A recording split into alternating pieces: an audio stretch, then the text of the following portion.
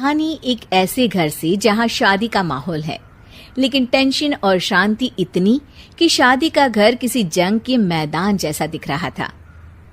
अरे जैसा मर्जी डेकोरेशन कर दो, पैसों की चिंता मत करो।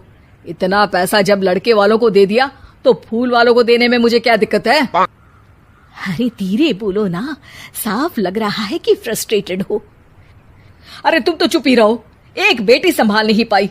सारा दिन मैं काम पर जाता था, सोचता था घर पर बच्चों को अच्छे से संस्कार मिल रहे होंगे, लेकिन नहीं, मैडम को तो अपनी किटी और फैशन से फुर्सत मिले तब ना। माँ चुपचाप वहां से चली जाती है। समझ में नहीं आता कि आखिर शर्मा खानदान में हो क्या रहा है। कल तक चिड़िया सी फुदकने वाली शीना की शादी यूं अचानक एक मोटे काले लड़के से क्यों हो रही है? शीना कमरे में हाथ में गुड़िया लिए बोलती है, मेरे साथ जो हो रहा है ठीक हो रहा है। तुम तो सब जानती हो, साहिल मेरे लिए भगवान है।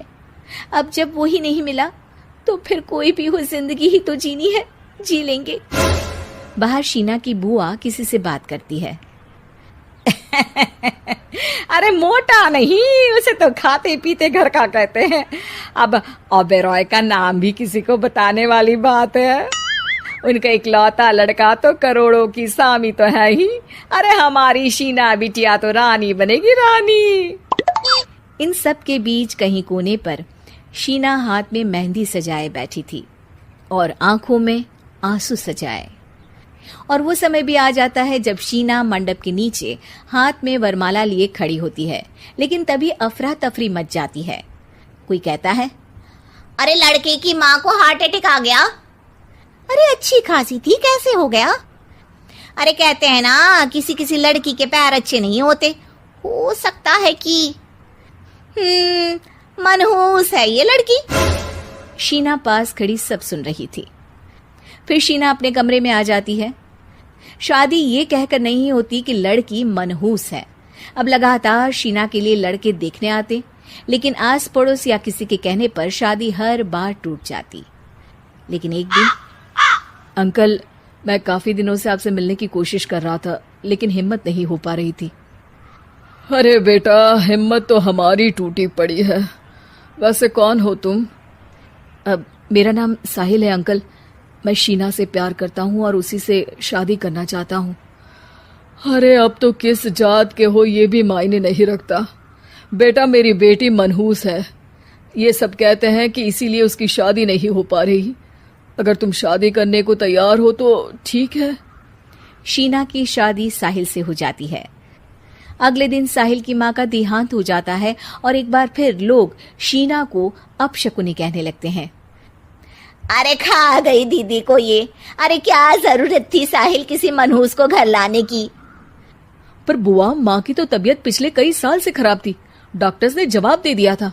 क्या पता ये भी उनका सौभाग्य हो कि वो बहू का मुंह देख पाई।